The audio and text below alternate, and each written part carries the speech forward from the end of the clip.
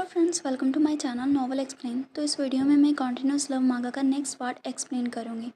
जैसा कि हमने लास्ट चैप्टर में देखा था, जो यंजी और चैंगजिन के बीच में कॉन्फ्लिक्ट हो जाता है, क्योंकि जो चैंगजिन है उसे पता चल जाता है कि उनकी जो घर की फाइनेंशियल प्रॉब्लम थी और जो उनकी कंपनी बैंकरप्ट हो गई थी, उसके सारी के पीछे यंजी का हाथ था। तो अभी हम देखते हैं उस दिन के बाद से ये जो चैंगजिन है उसका जो उसकी तरफ यंजी की तरफ रवैया था वो पूरी तरह से बदल जाता है और वो उसकी तरफ पहले की तरह जेंटलनेस से नहीं देखता था, ना ही उसके साथ जाता था, और वो इसके अलावा बेड पर भी अकेले ही सोता था। और सिर्फ वो जो एग्रीमेंट के अंदर जो नेसेसरी कंडीशन थी वो ज़रूर फुलफ़िल करता था। यंजी काफ़ी दिनों से वेट कर रहा था, लेकिन जो चैंगजिन है वो फिर भी नहीं मानता। और यंजी को ये भी पता चल गया था कि जो चैंगजिन है अभी पहले से पूरी तरह से डिफरेंट है, और उसे ये भी पता चल गया था कि जो चैंगजिन है वो चाहे जितना चाहे जेंटल हो, लेकिन जब कोई उसकी बॉटम लाइन को टच कर देता है तो वो उसे अलाउ नहीं करता फिर से उसकी लाइफ के अंदर आने के लिए। अभी इसलिए यंजी को बहुत ही ज़्यादा डिफ़िकल्टी हो रही थी, और पहले तो वो 4-5 दिन उससे बात नहीं करता, लेकिन यंजी उसे और नहीं सह सकता, और फिर वो उसके दरवाज़े पर नॉक करता है उसके रूम के। और हम देखते हैं इधर चैंगजिन रेडी हो रहा होता है, और जैसे ही वो बाहर आता है वहाँ से जाने लगता है, तभी अंजू उसे बोलता है कि चैंगजिन, आप कहाँ पर जा रहे हो। तो फिर चैंगजिन उसे बोलता है कि मुझे जाने दो, मुझे वर्क के लिए जाना है। तो यहाँ पर जो यंजी है ना वो बहुत ज़्यादा गुस्सा हो जाता है, और वो उससे बोलता है कि सोचता है अपने मन में कि मैंने पूरी रात वेट किया उसके यहाँ तक आने के लिए। मैंने खुद को बहुत ही मुश्किल से रोका था कि मैं उसका डोर को ओपन ना करूँ, और मैं उसके साथ जेंटल रहना चाहता था, लेकिन ये सारी चीज़ें यूज़लेस थी। और फिर वो उसे बहुत ही ज़ोर से बोलता है कि मैं तुम्हारा बॉस हूँ, और मैं ही डिसाइड करूँगा कि तुम्हें वर्क पे जाना है या फिर नहीं, तो मुझे इग्नोर करना बंद करो, वरना मैं तुम्हें ऐसी सज़ा दूँगा कि तुम पूरे 3 दिन और 3 रातों से अपने बेड पर से उठ नहीं पाओगे। तो चैंगजिन उससे बोलता है कि क्या ऐसा है। तो फिर जो यांजी है ना उसका हाथ पकड़ता है और उसे बेड पर लेकर जाता है। तभी चैंगजिन उससे बोलता है कि मुझे नीचे उतारो, और जो चैंगजिन है वो काफ़ी ज़्यादा फ़ोर्स कर रहा होता है अपने आप को कि वो यांजी की ओर गुस्से से ना देखे, लेकिन जो यांजी है ना वो बिल्कुल भी नहीं रखता, और उससे बोलता है कि मैं तुम्हें पूरी ज़िंदगी भर अपने बेड पर ही रखूँगा, और फिर वो उसे फ़ोर्स करने लगता है। तभी हम देखते हैं जो यांजी है, चैंगजिन काफ़ी ज़्यादा रेजिस्ट कर रहा होता है, तो यांजी का हाथ उठ जाता है उसके ऊपर। तभी यांजी उससे बोलता है कि तुम मुझे फ़ोर्स मत करो। तभी चैंगजिन उससे बोलता है कि तुम ट्राई कर सकते हो। तभी यांजी अपने मन में सोचता है कि मुझे चैंगजिन का कैरेक्टर पूरी तरह से पता है, अगर मैंने सच में उसके साथ अभी ऐसा कुछ किया तो हमारी जो रिलेशनशिप है वो पूरी तरह से ख़त्म हो जाएगी, मैं ऐसा बिल्कुल भी नहीं कर सकता। और फिर वो खुद के कंट्रोल करता है और उससे बोलता है कि ब्रदर शू, हम हमारे बीच में जो भी कुछ हुआ है हम उसे भूल जाते हैं, और इसके अलावा अभी हम बहुत ही अच्छे से रहेंगे और हम हमारी लाइफ को फिर से स्टार्ट करते हैं।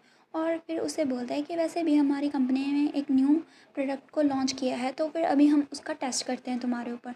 तभी चैंगजिन जैसे ही उस प्रोडक्ट को देखता है तो फिर वो सोचता है कि लास्ट टाइम पे जब हमने यूज़ किया था तो इसका इफ़ेक्ट पूरे दिन भर रहा था। तभी यांजी उसे बोलता है कि तुम्हें अभी इसका यूज़ करना होगा क्योंकि तुम मेरे बिज़नेस पार्टनर हो। और फिर वो उससे बोलता है कि अभी मैं देखना चाहता हूँ कि अगर मैं इसकी पूरी बॉटल यूज़ करूँगा तो फिर इसका जो असर है, इसका जो इफ़ेक्ट है वो कब तक रहता है। तो चैंगजिन उससे बोलता है कि नहीं, तुम ऐसा ऐसे कर सकते हो। तभी यांजी उससे बोलता है कि क्या तुम्हें सच में लगता है कि मैं ऐसा नहीं करूँगा। तो फिर हम देखते हैं उसके हाथों में ना वो होती है हथकड़ी, और जो चैंगजिन है वो उससे बोलता है कि तुम कब से ये सारी चीज़ें प्रिपेयर कर रहे हो। तो यांजी उससे बोलता है जब से तुमने मुझसे भागना शुरू किया है तभी से मैंने ये सभी चीज़ें ट्राई करनी स्टार्ट कर दी हैं। और तभी जो यांजी है वो उसके पास आता है और उससे बोलता है कि ब्रदर शो, मुझे पता है मैं गलत था, मैंने पास्ट में बहुत चीज़ें गलत की थी, लेकिन प्लीज़ मुझे माफ़ कर दो, और मैं आपको बहुत ही ज़्यादा चाहता हूँ, इसीलिए हम अपनी लाइफ को फिर से स्टार्ट करते हैं। और फिर वो उससे बोलता है कि प्लीज़ मेरे ऊपर ज़्यादा कोल्ड मत हो, और इसके अलावा मैं खुद नहीं चाहता कि मैं आपके ऊपर कोई भी गलत तरीका आजमाऊँ, तो प्लीज़ मुझे अच्छे से ट्रीट करिए, इससे के अलावा मैं भी आपको अच्छे से ट्रीट करूँगा। तभी चैंगजिन उससे बोलता है कि तुम प्रिटेंड करना बंद करो, मैं हमेशा से रिग्रेट करता हूँ कि मैंने तुम्हारी टेक केयर क्यों की थी, काश मैं उस दिन तुम्हें अम्ब्रेला देना वापस नहीं जाता। तो यांजी उसकी बात सुन के उससे बोलता है रेग्रेट, और फिर वो उससे बोलता है ऐसा लग रहा है कि तुम सच में अभी सच बता रहे हो। फिर वो उससे बोलता है कि ठीक है, फिर मैं भी अब तुम्हें एक सच बताता हूँ, रेग्रेट मेडिसिन कोई भी ऐसी चीज़ नहीं होती है वर्ल्ड में। और फिर वो उसे फोर्स करने लगता है। तभी हम देखते हैं जो यंजी है उसे देखने लगता है और इसी के साथ ये वाला चैप्टर भी फिनिश हो जाता है। नेक्स्ट चैप्टर की शुरुआत में हम देखते हैं चंगजिन और यंजी दोनों साथ में होते हैं और यंजी ने चंगजिन के दोनों हाथ को बांधा होता है। तभी फिर वो बोलता है कि इसका डिज़ाइन अभी पूरी तरह से कंप्लीट नहीं हुआ है ना।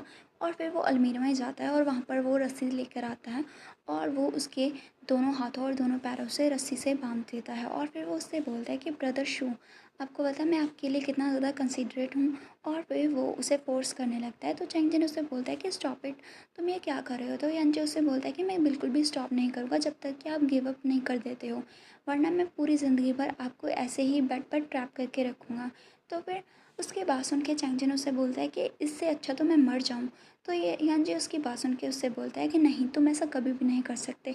जब तक कि तुम्हारा भाई चैंगलिन और तुम्हारा जो ब्रदर सॉरी तुम्हारे फादर तब तक वो ज़िंदा है, तब तक तुम कभी भी मरने के बारे में नहीं सोच सकते, वरना तुम सोच लेना मैं उनको कितना ज़्यादा सफ़र करने पर फोर्स करूँगा। और फिर वो उससे बोलता है कि तुम्हें अच्छे से जीना होगा और ताकि मैं तुम्हारे साथ बहुत ही ज़्यादा अच्छा सा रोमांस टाइम स्पेंड कर सकूँ। और फिर वो उसे किस करने लगता है। अभी यहाँ पर जो यांजी है चंगजिन को काफ़ी ज़्यादा टीस कर रहा होता है और फिर वो उससे बोलता है कि ब्रदर शो, आप मेरे साथ इतना ज़्यादा रूथलेस कैसे हो सकते हैं। मैं आपको कभी भी छोड़कर नहीं जाऊँगा पूरी आपकी लाइफ में। और फिर वो उससे बोलता है कि ब्रदर प्लीज़ मुझे मेरे नाम से बुलाइए, जो कि मुझे बहुत ही ज़्यादा पसंद है। तो फिर चैंगजिन उसे बात सुन के उससे बोलता है कि नहीं, मैं ऐसा कभी भी नहीं करूँगा। तभी यांजी गुस्सा हो जाता है। तभी हम देखते हैं चैंगजिन की बात सुन के मतलब जो यांजी है वो काफ़ी ज़्यादा गुस्सा हो जाता है, उसकी नेक पकड़ लेता है और उससे बोलता है कि आपको क्या लगता है, क्या ये बेटर होगा आपके लिए अगर आप किसी और आदमी को ढूंढ लेंगे।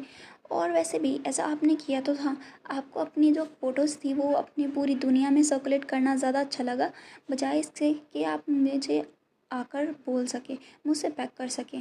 तो फिर ठीक है, अभी मैं जो कुछ भी करने वाला हूँ इसका सारा ब्लेम अभी आप कर रही है। और फिर वो उसे काफ़ी ज़्यादा मतलब फ़ोर्स करता है। और उस दिन से बाद से ही जो चैंगजिन है ना उसके मतलब वो काफ़ी ज़्यादा इमोशनलेस हो जाता है और उसे पता नहीं होता वो कब इस पूरी जाल से निकलेगा। और वो वैसा ही करता है जैसे अंजी उसे बोलने को बोलता है। तभी हम 3 दिन के बाद का सीन देखते हैं। जो चैंगजिन है वो फाइनली अपने बेड से उठता है और तभी हम देखते हैं उसे चैंगली का कॉल आता है। और चैंगली है ना वो बोलता है कि ब्रदर आप कैसे हो, आपने कितने लंबे टाइम से मुझे कांटेक्ट नहीं किया। तो चैंगजिन उससे बोलता है कि मैं ठीक हूँ, मेरे बारे में चिंता मत करो। तभी चैंगली बहुत ही ज़्यादा खुश होता है और उससे बोलता है कि आज मैं ग्रैंडमा के हाउस में गया था और ग्रैंडमा ने मुझे माफ़ कर दिया है। तो उसकी बात सुन के जो वो चैंगजिन है वो भी खुश हो जाता है। तभी ना वो उससे बोलता है कि मैंने एक्सपेक्ट नहीं किया था जो ग्रैंडमा है इतनी ज़्यादा जेंटल और काइंड होंगी। और आपको पता है जो ग्रैंडमा है उसने यंजी की भी हेल्प की थी एक ब्लाइंड डेट को ढूंढने के लिए। तभी हम देखते हैं वहाँ पर जो एडमायरल है वो आ जाता है और उसका फेस को बंद कर देता है और उससे बोलने से मना करता है। तो चैंगली की बात सुन के कि यंजी एक ब्लाइंड डेट पर गया था, जो चैंगजिन है वो शॉक हो जाता है और वो सोचता है कि यंजी क्या वो सच में ब्लाइंड डेट पर गया था। तभी जो एडमायरलू है वो बोलता है कि ब्रदर शाओ, इसकी बातों पर यकीन मत करना, ये नॉनसेंस बोल रहा है, इसकी बातों को दिल को मत लेना।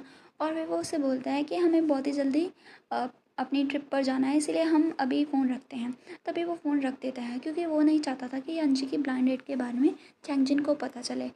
तभी जो चैंगजिन है वो सोचता है कि क्या सच में ब्लाइंड डेट पर गया था और वो काफ़ी ज़्यादा उदास हो जाता है। इसी के साथ ये चैप्टर फिनिश हो जाता है। अभी हम नेक्स्ट चैप्टर की शुरुआत में देखते हैं। जो एनजे है वो घर आ जाता है और हम देखते हैं चैंगजिन वहाँ पर वॉशरूम में जाने के लिए रेडी हो रहा होता है। तभी एनजे उससे देखकर वो बोलता है कि ब्रदर आप बात लेने के लिए जा रहे हो, मुझे भी आपके साथ जाना है। तभी यंजी अंदर आ जाता है वॉशरूम में और जो चैंगजिन है ना वो उससे बोलता है कि क्या तुम आज ब्लाइंड डेट पर गए थे। तो यंजी समझ आता है कि चैंगली ने उसे बताया होगा और वो सोचता है कि मैंने उसे ऑब्वियसली कहा था कि इसे सीक्रेट रखना, लेकिन मैं उससे कुछ भी एक्सपेक्ट नहीं कर सकता।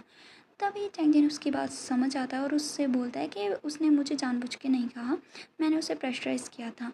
तभी यंजी उससे मतलब चैंगजिन को ऐसे इंक्वायरी करते हुए देख के उसे बोलता है कि ब्रदर शू, क्या आप जेलिस हो। और फिर वो उसे उठाकर बाथटब में रख देता है और फिर वो उससे बोलता है कि आपको एंग्री होने की बिल्कुल भी ज़रूरत नहीं है, मुझे भी तभी पता चला जब मैं वहाँ पर पहुँचा था और ग्रैंडमा ने वो ब्लाइंड डेट मेरे लिए अरेंज की थी, मैंने उसे पर्पसली नहीं किया था, तो आपको चिंता करने की ज़रूरत नहीं है। और मुझे बस ये डर था कि आप मिसअंडरस्टैंड करेंगे, इसलिए मैंने चैंगली को बोला था कि वो तुम्हें ना बताएं। तो फिर उसे वो मतलब बोलता है कि इससे क्या ही फ़र्क पड़ता है, मुझे कोई फ़र्क नहीं पड़ता कि तुम क्या करते हो और क्या नहीं, लेकिन चैंगली को बीच में कभी भी मत लाना। वैसे भी मैं खुद से नफ़रत करता हूँ कि मैं अपनी और तुम्हारे रिलेशनशिप को चैंगली को नहीं बता रहा। तभी यांची उसकी बात सुन के उससे बोलता है कि क्या तुम्हें डर लग रहा है कि अगर तुम्हारे बेबी ब्रदर को पता चल गया कि वो तुम्हारे बारे में क्या सोचेगा। और फिर वो उससे बोलता है कि ब्रदर आप बहुत ही ज़्यादा क्यूट हो। और तभी चंगजिन ना अपने मन में सोचता है कि जो यांची है वो हमेशा से ही ऐसा था, वो हमेशा ही मुझसे कुछ भी नहीं बोलता, लेकिन उसे हमेशा से ही मेरे बारे में सब कुछ पता है। वो बहुत ही ज़्यादा जल्दी जेलिस हो जाता है और उसका वो चीज़ जो मुझे कहता है कि वो मुझसे प्यार करता है, वो असल में प्यार नहीं बल्कि पोजेसिवनेस है। मुझे ये आदमी बहुत ही ज़्यादा डेंजरस है, मुझे यहाँ से जल्दी जाना होगा, मैं इसके साथ और नहीं रह सकता।